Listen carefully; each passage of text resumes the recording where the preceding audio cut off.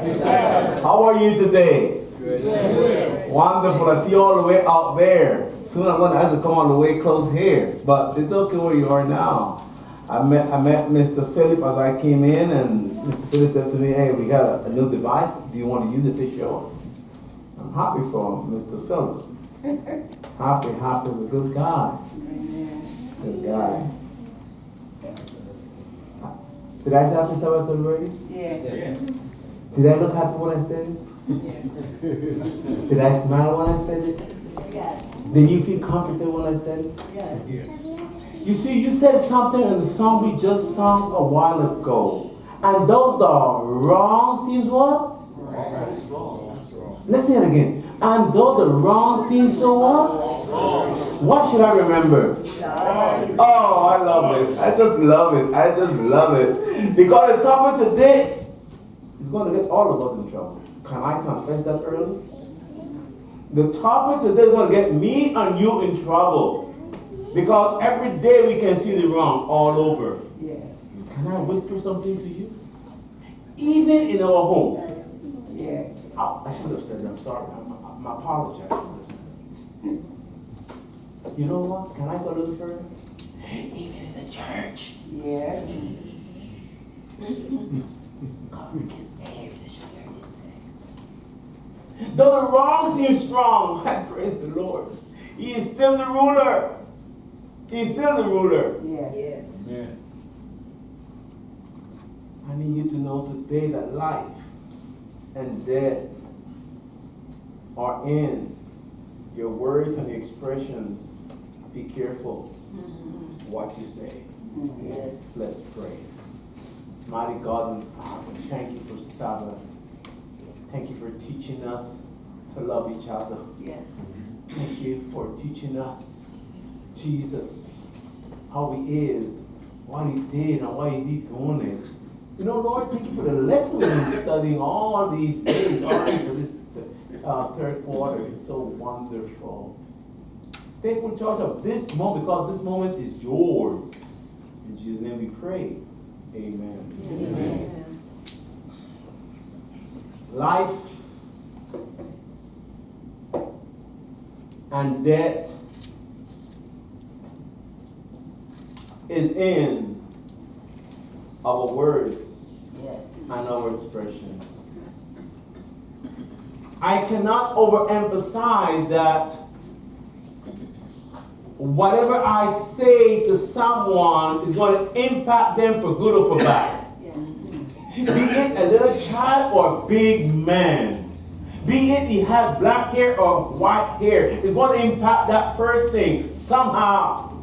So be careful what you say. You remember that summer school song? Oh, be careful, little feet, where you go. You remember it? There's a father up and down, looking into the care. Do you remember that? I say to you, be careful what you say. There's a father up above, looking down and listening down to see how you and I treat each other. Yes.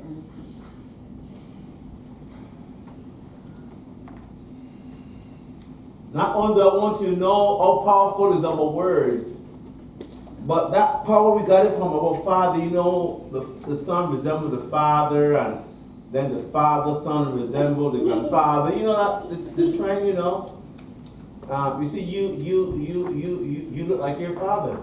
I'm telling you, Father God. You look like your Father God. You're made in His image. I was made in His image, right? It's an image, and He has. I didn't say have. I said He has power to create out of nothing. Yes. He speaks and everything happens.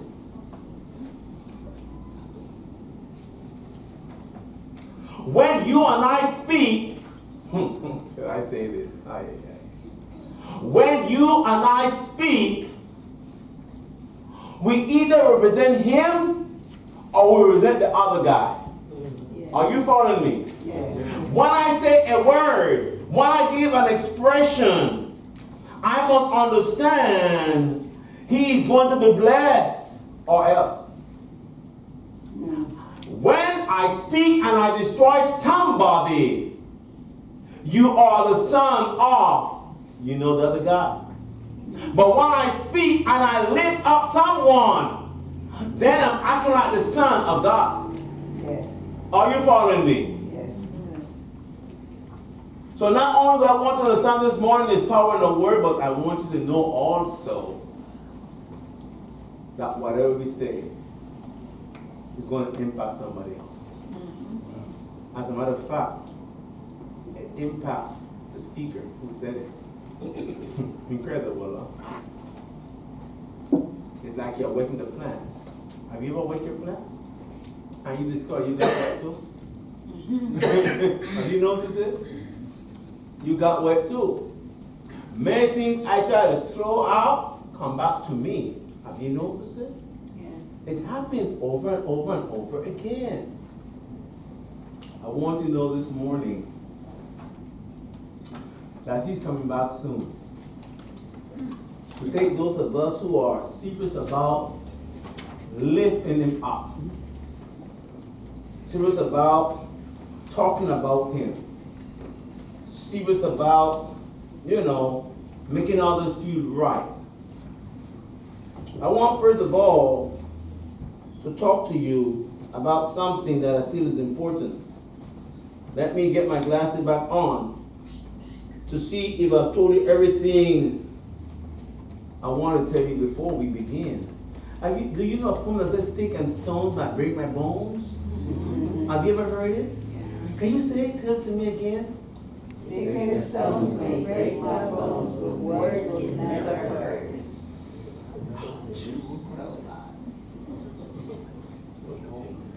You will allow me to change it a little bit, just a little bit, please?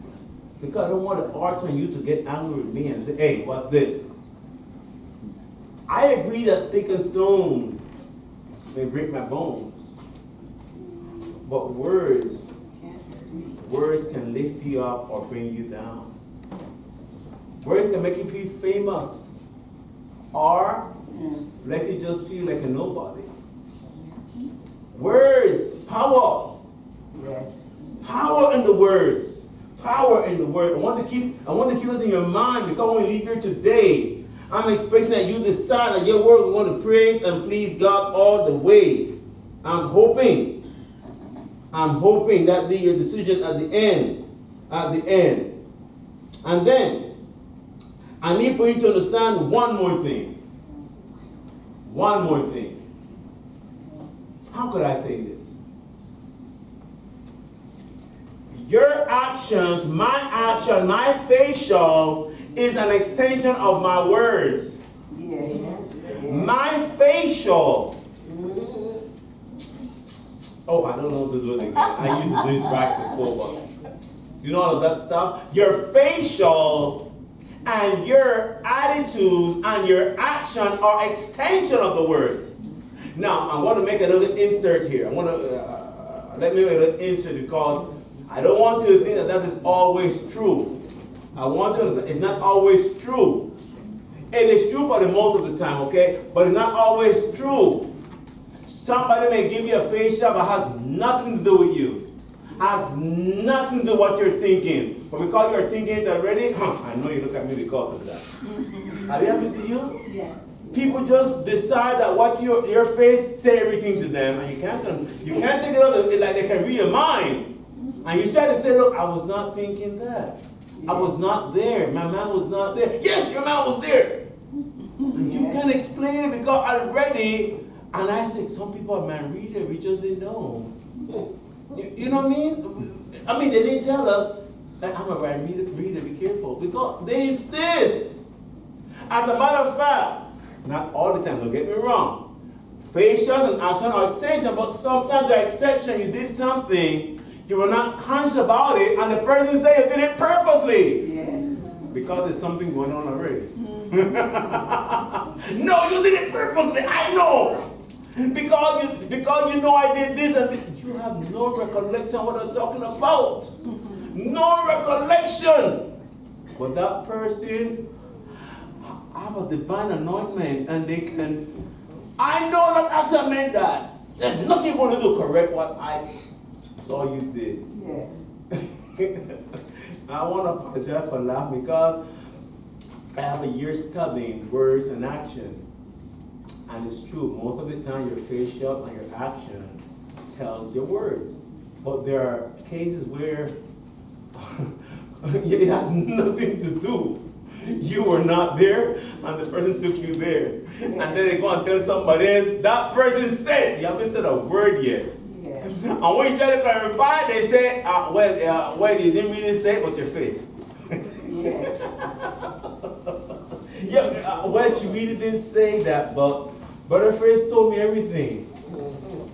My brother and sister, we are before a new kind of thinking, train of thought. If your face said it, it's that way. It doesn't matter what goes on. But well, that's enough for that. I just want to get you ready for what we're about to enter. Your words and your actions, my words and my actions and my expression are an extension of my words, or an extension of what's going on in my mind. I want to talk to you a little because later in a while I want to give some verses out. But before, can somebody read for me Matthew 25 and verse 40? Just that little scripture you read already. Matthew 25 and verse 40. It will still has nothing to do with your word because on the list there was not a specific word thing, but I want to connect you with the message on that verse. Go ahead, whoever found it, please. Whoever found it. And the king shall answer and say unto them, verily I say unto you, inasmuch as ye have done it unto one of the least of these my brethren, ye have done it unto me. Inasmuch as you have done, can I change that word a while? Can you give me permission to change that verb? Can I say, inasmuch as you have said it unto one of these? You give me permission? Yeah. Inasmuch as you have said it unto one of these little ones, you have said it unto who? Me. To me. Referring to who?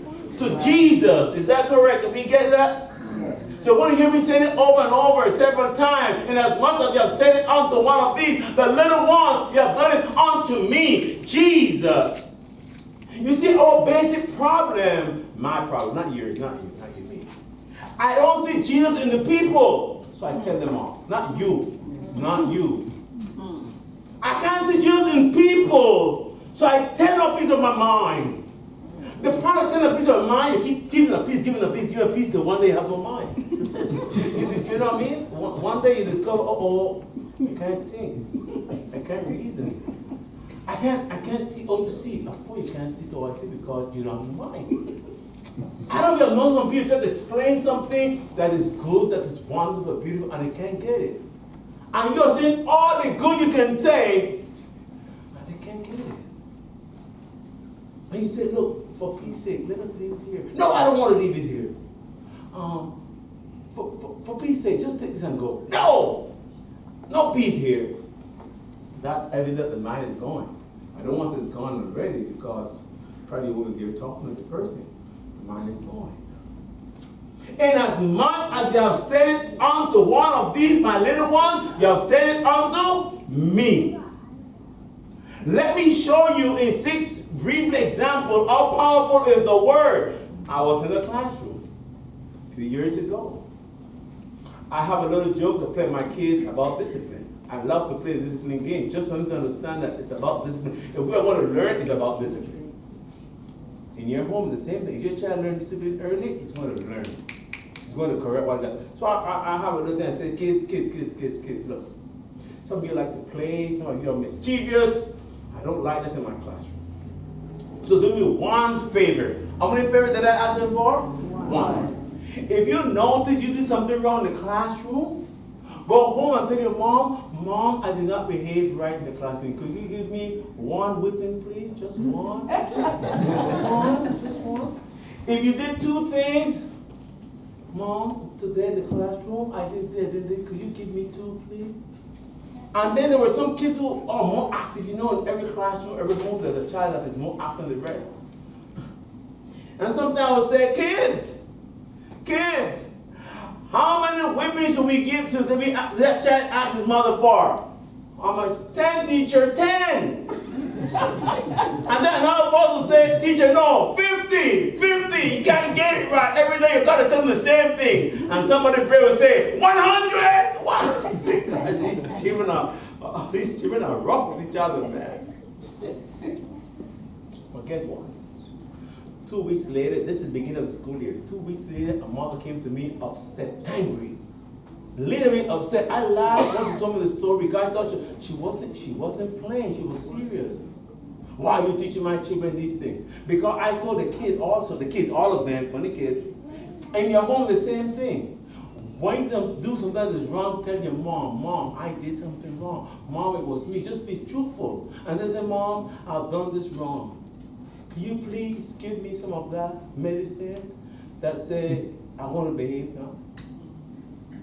You don't need to. It can be anything, but you can start out there if you want, Mom will come and say, you shouldn't talk to them, tell the children those things. I said, but Mom, all I'm saying, the child to be honest to you. It's not to me, to honest to you. If you notice, I am trying to help you, that your child be honest to you, not to me. The mother literally upset, she couldn't get it. I'm trying to keep my classroom safe for children to be conscious about what they're doing. If I did something wrong, nobody saw me, but I can still confess. That's a hard one, right? Yeah. Because nobody saw me, why should I talk about it? But I was consistent. So this little boy, smart boy, one of the best behaving kids, went home. Mom, could you please whip me 1 or 2 times? The mother got scared. What? But you are well behaved. You're so well behaved. How did you say that? No, he didn't say that to me, but saying to her body that if I did something wrong, I said, well, why this? She went to the principal and told her about me. I said, gosh. I said, okay, principal, I'm so sorry. I would avoid saying things like those. So, like the first semester, 6 weeks passed, and then 6 more weeks. Mom came back and apologized. Teacher, I was a little over my reality and make a big thing out of nothing.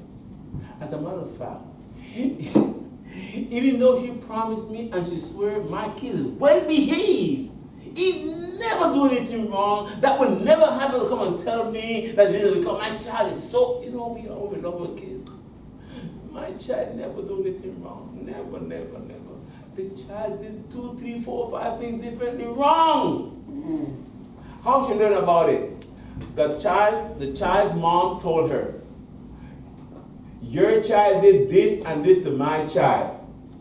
She came back. Teacher, but you didn't. But Mom, I didn't say anything because remember I was trying to establish kids to be honest to the parent. Your child didn't tell you what he did. Then she got the picture. If your child is established to be honest to you, whatever he did, good or bad, you won't have this problem now. But you came back and was sorry. Power in the word. The teacher have power in his word. You gotta be careful. Yes, you gotta be careful. Mr. Headley, gotta be careful. Years ago, in a country far from you don't know the country, came out in a newspaper. A mother saved her home. Once you bathe the little baby boy, you guys have bathed the baby boy, right? Something happened. Little boy want to piss all of a sudden, And then when he ready to do that, he does it right there in the little tub. And the little 5-year-old sister hear the mother say, little baby, if the next time you do that, I want to cut it off for you. And she's doing mom, you make little fun, a little joke when you're doing your little job every day, but little 5 years old listen to it, listen, and believe it.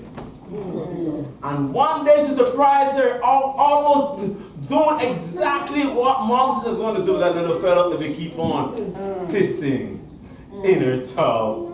You see what a little fun can do? Isn't there power in the word? Yeah. Power! The mother is just making fun.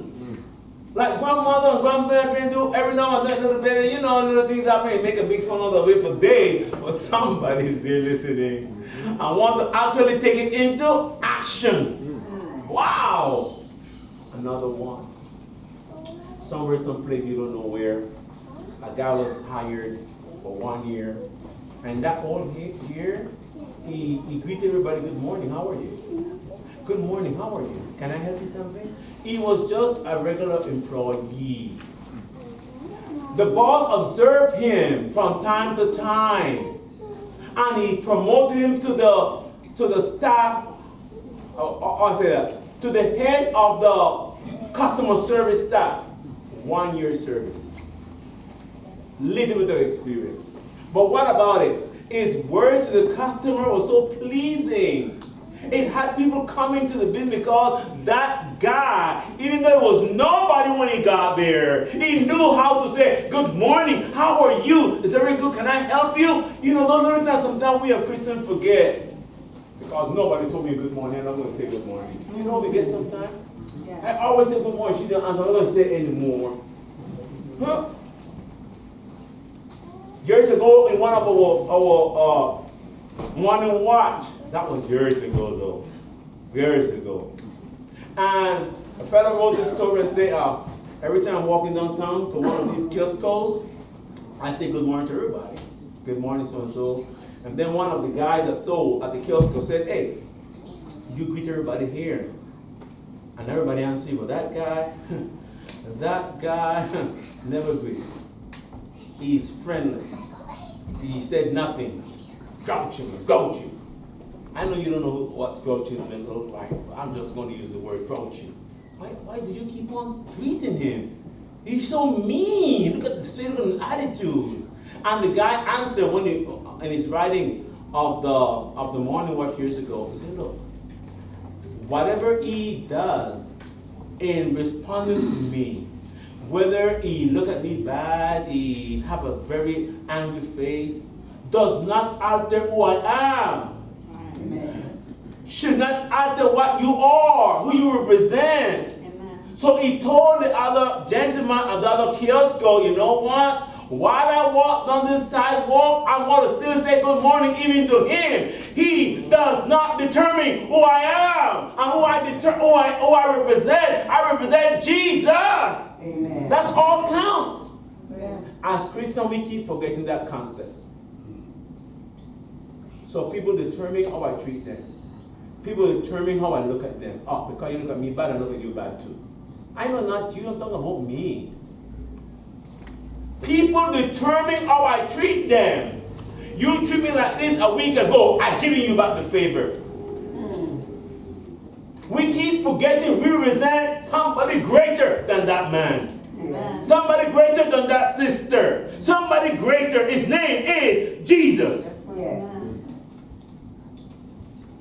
That's why I love that verse in Psalms chapter 19. What the last verse is? If you look for it, I think it's verse 14, but I like to say the last verse. When we were small, we repeat it over and over, over and over, over and over, over and over. So when you're a big man, you better know it now.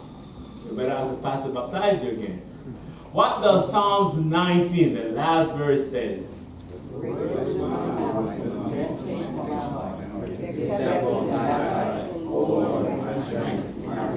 Let the word of what? Of my mouth and the meditation of my heart be acceptable to who? Listen to me carefully. If I pray every day before I go through the door, if I live a prayer every time somebody insults me, make me feel bad, make me feel down, if I pray every time before, will I answer correctly? Will I say the right thing? Will I be Jesus anyhow? And all they can say, wow, what a strange guy. What a strange lady. I just insulted her and she smiled at me and said, God bless you. Wow! We could turn the world over and up and down. We could do something powerful as Seventh-day Adventist Christians. Because we are determined not to let the world, the people, the neighbors who are grouchy or any kind of grouchy you want to call it, make us be who we are. Yeah. We belong to Jesus. Yeah. And what about Ruth and Naomi? That little young girl, a Moabite, that decided to follow that mother-in-law all the way back to the place where she came from. Back to the hand, if you please. That mother-in-law got to be a sensitive, loving mother-in-law. Have you thought about it? Yeah. Because I don't know how people have problems with their mother-in-law all year long. For my small, number and big, people are still having problems with their mother-in-law. If not the wife with the mother-in-law, with the mother of her husband, is the husband with the mother of his wife. Have you heard about it, or is it only me?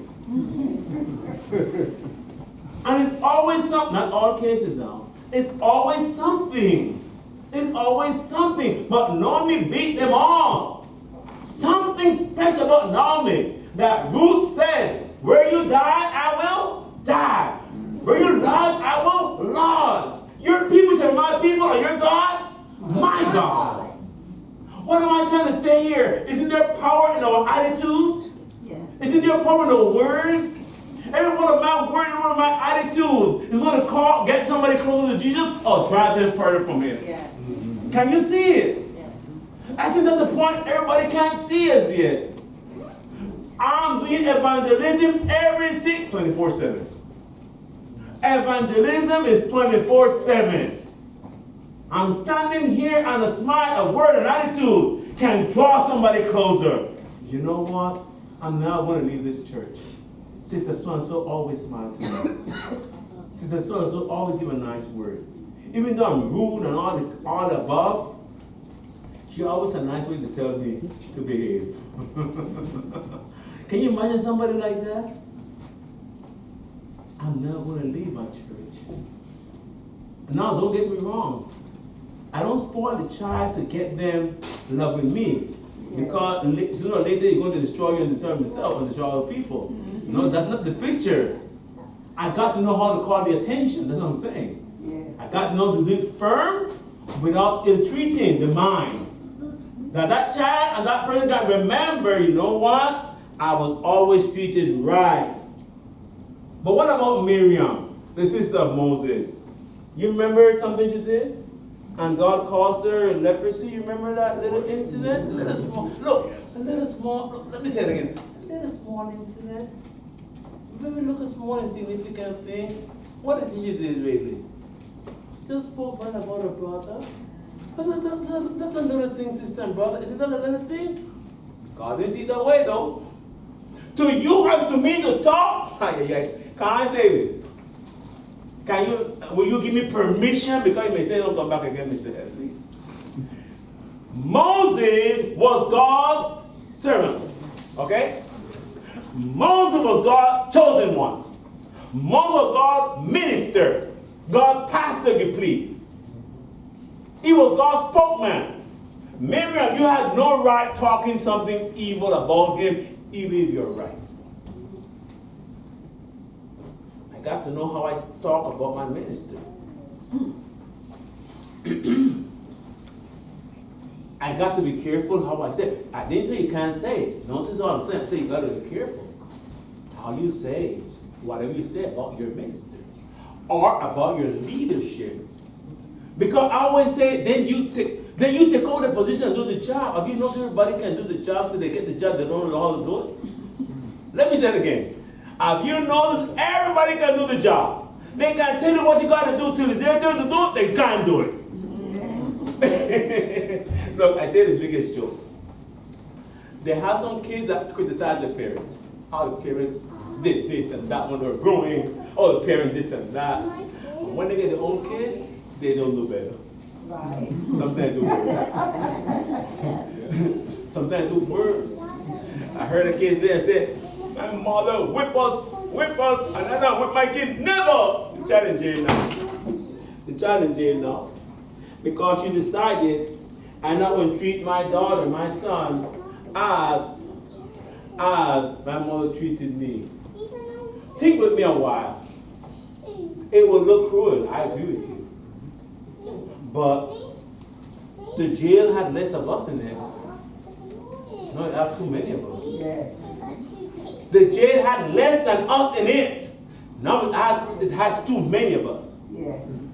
You said 1 and 2. Now you have 20 and 30 and 60 and 80.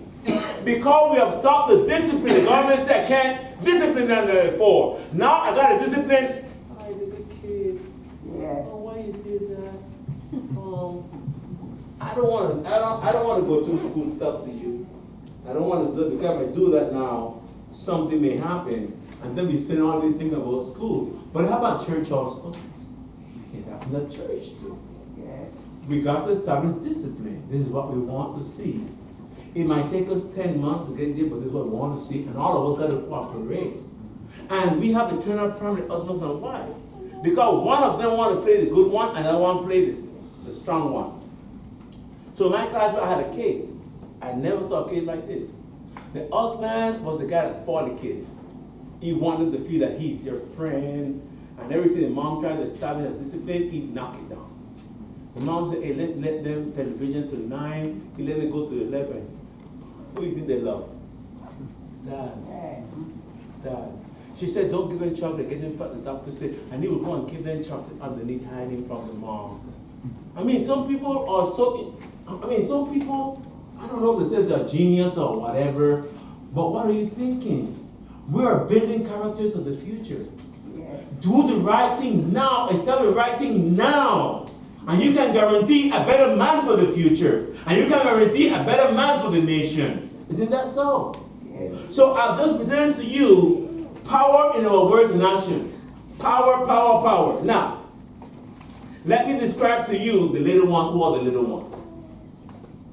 Who are the little ones? I want you to know the little ones are those people all who are under your leadership. Be at job, be at church.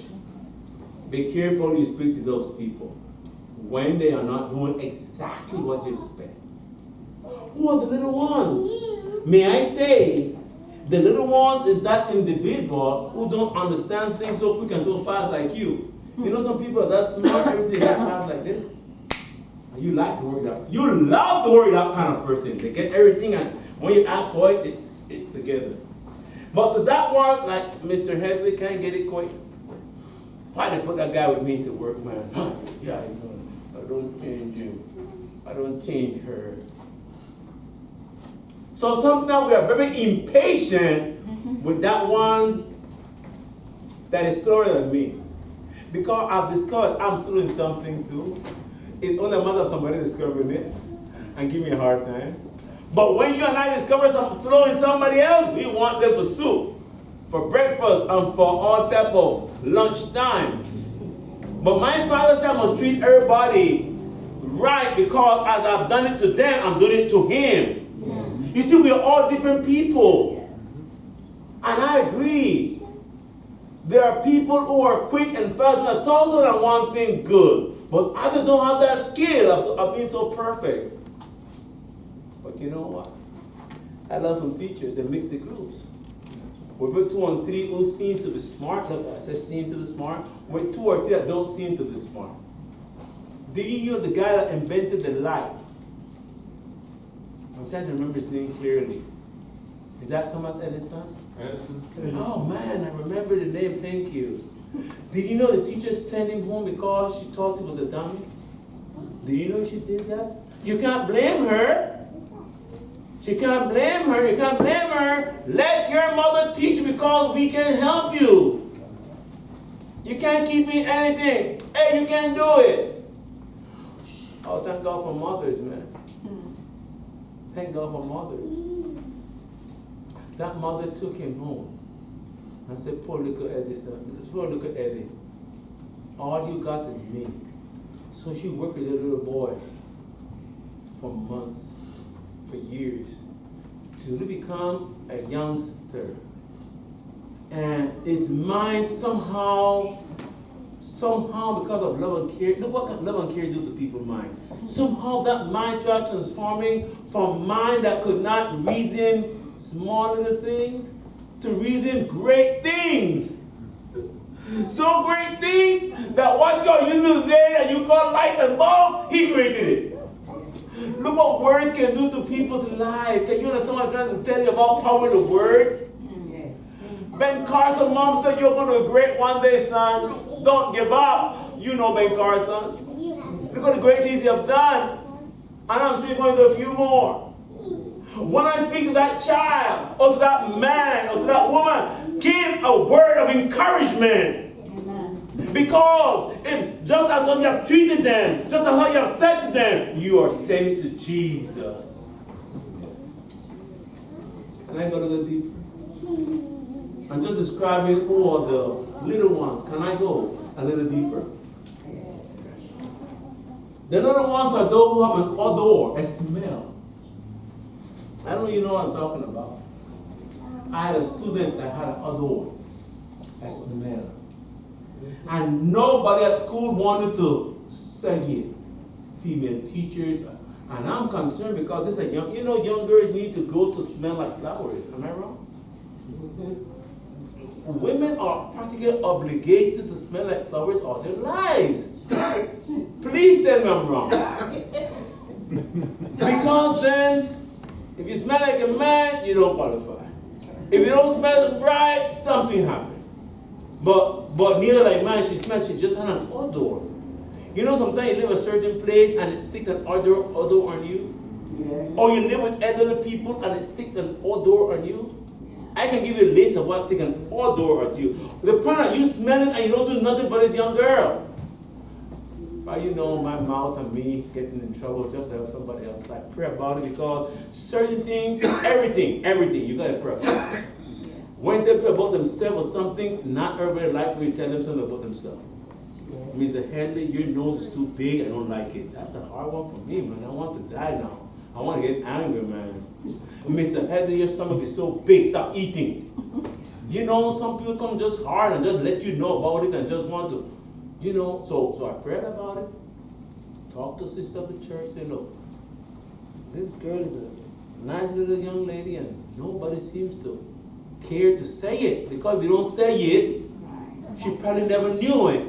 She probably know it, but she said nobody cares. And the future boyfriend may say, I just love the odor on you. It's not going to happen. It's not going to happen, right? So we prayed. I told the sister, we prayed. After we prayed, the sister faced him. Because certain things, men to men and women to women. And we agree. Certain things, men to men and women to men. So the woman had to do the job while I'm praying. So the sister went in and talked to the young lady and give her little tips of how girls, you are made to smell good and to look good. Smell good, look good, and behave good. All of the above. All of the above. All of the above. So after a while, the young lady started doing exactly what was told, what was said to her. And I'm happy up to this day. That's all the way in Panama, though. It's all the way in Panama, not here. And she has done better ever since. Amen. Ever since. Why use it outdoor? Because there's something that's so touching, so private. You know what I mean? So private. Nobody want to say because he may get angry. I may lose my job. I may lose my friendship. I'm just hoping by the faith. You could see a problem of me to tell you, man. Don't be private, man. They say, hey, ears are too big or too small. Because I better that than the world talking about it. And I don't know. That's right. The world knows the business. And I acting like only me know, everybody know already. Let me go deeper. Who are the little ones? That person that you can give him, but he cannot give you. And you mention it. You don't have to mention it. That person always receiving, and never give. You don't know if he don't want to give. Probably he want to give what he can't give. Right? My job is to give when I can give and keep quiet. Yes. Amen. I always give and that person never want to give. He just want to eat. No, that's not my job. No. My job is to give millions of times and the other one don't want to give or can't give. Yeah. The problem with Emilio always have an opinion about everything and everybody. I'm not talking about you, I'm talking about me. And I swear, you don't swear. And I promise that what I'm saying is right. And you don't know. You didn't talk with him, you didn't consult him. So, who else? Who else is that person we call the little one? If somebody's wrong and look wrong. How wrong? You have heard the phrase, he never looked right. Always hung on wrong. Not you. Somewhere they say those things. Be careful. If he come to you, ignore him. You're going to answer something. Brother, all of these things can be true. All of what I'm saying can be true, but how you say it. Yeah. How you try to help in the situation. What I'm saying are real life scenarios. And you want to avoid somebody scamming you, somebody keep knocking your door for the same thing, but then you can help them. Hey, you know what? I want to help you, I can't help you this way. This is how I can help you. Hey, we represent Jesus, right? So we act according, and last but not least, who are the little one? Your equal. Your equal is your little one. Have you ever noticed that when you and your sister get in it, or get in a fight, or get in a misunderstanding, somebody starts saying something I shouldn't have said? A rude word, a rude attitude. I will call you 2 weeks from now. You are this, you are that. You are all those things. It happened last year and she still remember it. Hey, just a small incident and she want to tell the whole story of what? It's gone already. And probably it's buried already. But it comes out again. Well, the little one, you're equal. Which you can say, okay, I'm sorry what I said and this is going. No, I'm not sorry. Let us spread it a little more. Let's put it in the newspapers. I'm talking about the little ones. Your equal is your little ones. You owe him respect and he owes you respect. Why can I tell you something that is bothering me in a nice way? Look, sister, the other day you said this and it really bothered me. Could you please no longer use that statement? It bothered me. Can that be easier? Isn't that easier? Hey, you did this and that. Why? Why would I do that? Because you are talking and praying to the wrong person. Because I can't see Jesus doing that. Not because we are Christians and not meant to be always say the right thing and do the right thing. No, it doesn't happen that way. There are many instances where you're going to be upset. Believe me. Some of us are already upset every second. But look, I like what Brother Federico said one day. He told me we were joking and he said, Brother Headley, a friend of mine loses his job. I told him, I insulted my principal. I insulted a few other people that work there. And after that, they praised me, clapped for me, and gave me a raise. Said the friend went to do exactly the same thing to his principal. And they fired him. All the brothers said, but brother, I did exactly what you did. I insulted, I told them the two truths, and they fired me. What happened? And Brother Federico said, well, I insulted in my mind. I did all of it in my mind. I'm not foolish. I'm not foolish. Oh, can I insult my principal and she hear the words? No! Brother, that's not a problem. We want to say everything. No. In your mind, better. Isn't that smarter? In your mind. You see, God, and you can work with the mind and say, God, I have these thoughts about brother so and so on. I really want to, you know, Lord. I'm not saying to say the word, but help me, give me peace. But the brother don't need to know it. The brother doesn't need to know it. You can have and work with that situation quick because it's going to come out. You don't work with that situation, if you want to say it, it's going to come out. You're going to work on it quick and fast to get rid of that feeling you have against the brother. Oh, that's not because it's going to come out. Can't stay there too long. Let it go away. Then I need to wrap up by sharing some verses in the Bible that support what I've just told you. So you're going to help me. Yes, you're going to help me. Let me make my glasses. I have 5 verses. And those verses are going to help us to understand what I've said to you makes sense. Somebody read for me. Proverbs. Let's go to Proverbs. 18:21 and let's do 13:3. Those 2 Proverbs for now. 18:21 and Proverbs 13:3. Let's do those 2. Who got the first one? Death and life are in the power of the tongue, and they that love it shall eat the fruit thereof. Wow! Where is life and death? Did the sermon say that? Yes. It wasn't my word. You thought it was me, right? You thought it was me saying those things? Not me. I have no power, man. Nothing in me. Brother and sister, we got power in our tongue. Be careful what we say. Be careful. You could be creating scars in somebody's mind and heart that will hurt them the rest of their life. But you just don't know. But I got a secret for you. You're still on time. You can start doing it right now. Go ahead, 13:3. Go ahead, 13:3. Consider and hear me, O Lord my God. Light my eyes, lest I sleep and sleep a death. The sleep of death. 13:3. 13:3, Proverbs. He that keepeth his mouth keepeth his life. For he that openeth wide his lips Ouch! shall have destruction. Ouch! Who that keeping his mouth, what happened? Have his life. Keepeth his life. Oh, God. I tell my wife when she's driving, and people do things strange, let it go. My brother, why I saw the news, a father, I probably saw it too, a father, his wife, and 2 kids in the car. And all the gentleman did was to stop the car for some reason. The guy came with the car, boom, right in the forehead. I saw another news months ago, a boyfriend and a girlfriend, 21, 18 years old. You know, when we're young, the young people feel I can say a few words and get over it. You don't know who you're dealing with. So he told the guy, hey, you are driving like you don't know how to drive. He said nothing wrong. Well, you know the attitude behind it.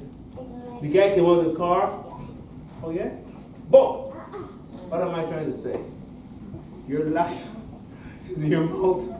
Just be careful what you're saying. It will hurt you at the long run. Just don't say it. Don't blow that horn. Even you're right, don't blow the horn. You're right.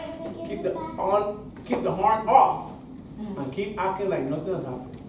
Just hope that the person goes far from you, and just pray the Lord will keep you from having a situation on the highway. Yes. When these things happen, generally there's nobody around. Only you and that crazy person. Only you and the leader in the highway, probably somebody will help you out, and you stay right there. Death comes to you. Yes. My brother, my sister, look, it happened at home in the church.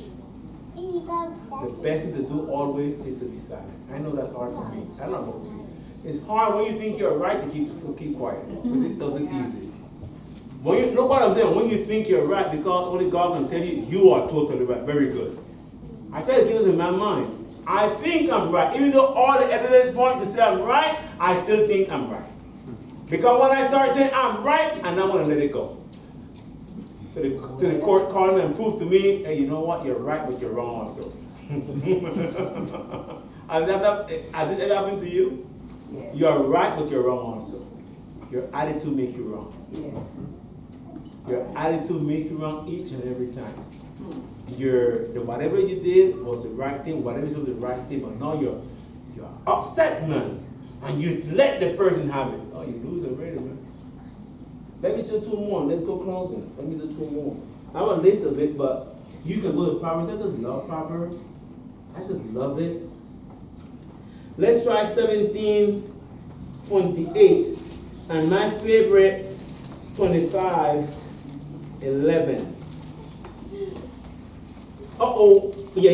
Good. We got the second one. Now the third and the fourth. We got 17:28 and then 25:11, which one I love a lot. Love it. Anybody? Even a fool, when he holds his peace, Ouch! is counted wise. Ouch! And he that shuts his lips is esteemed a man of understanding. I didn't say those words. You remember I just told go keep the mouth closed? It wasn't me saying it. I just used my words to explain the same concept. Even the fool. I mean, even the fool, before a situation, do like this. Hey, that guy's smart, man. That guy really smart. What he said? Nothing. What was his participation? Nothing. But you know, the conversation got so heated. If somebody have said something, everybody will start fighting right in that place, at that place. And that guy just. Isn't it wonderful to have somebody in your, can I say this? Isn't it wonderful to have somebody in your meeting that is basically always quiet better? Don't answer me, please. Isn't it wonderful to have somebody in your meeting, in your life, in your house, that use the wisdom of above and decide to do this? Yeah. Yeah. And And then the other one gets upset and says, hey, you're not saying nothing. You just sit there with your mouth quiet. Man, that person doesn't know, man. What? Say it. That means you are guilty. If you didn't say anything, that means you're guilty. Have you heard that one? You are trying for peace. You are trying for peace. And the person interpreted. You are guilty. Guilty of not wanting to make it worse. But the other one thing, you are guilty of what they're accusing it of. But I don't say anything. And you and I know that sometimes you just can't say nothing to people who are deciding that it's my way or highway. You haven't heard that word before. It's my way or highway. So what do you have to say? No. Just pray that Lord take it. Lord, take care of it, because it doesn't matter what I say. I can't take care of it. And give me peace. But what about 25:11? That's wonderful. I just love it.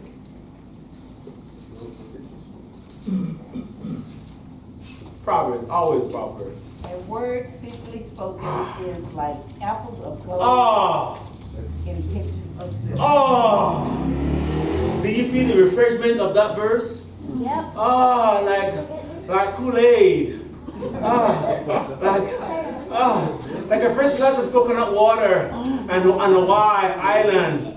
Oh, a word fitly spoken, man. You remember a verse I used earlier in Psalms 19:14 that says to you, that word, not word, you know? Not one, the one that said, let the words of my mouth and meditate my brother, my sister. The only way to achieve it is by praying before you talk. Yes. Because you and I can't control what happened out of us. Yes. We only can control what happened within us. You can control the offense that is coming, which you did not wait for, but it's coming. You just don't know if it's from your brother or from your sister, from the child or from the boy. You just don't know. I don't know. But one thing I know, Lord, let the words of my mouth and the of my heart help me, Lord, because I don't know who will trigger it. Yes. Because we are ready. Yes. Just looking for the trigger now. The enemy knows us, man. We don't know ourselves, Jeremiah said. We don't even know ourselves. But if I keep praying, I want to make a call to you.